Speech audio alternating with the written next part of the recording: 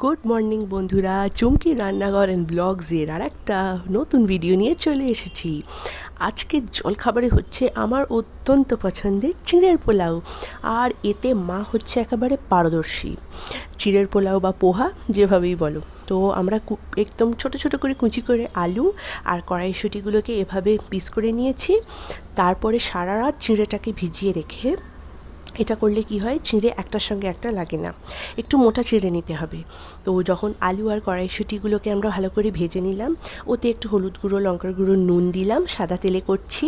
তারপরে চিঁড়েগুলো দিয়ে ভালো করে এপিট ওপিট করে কিন্তু এটাকে মিক্স করে নিতে হবে।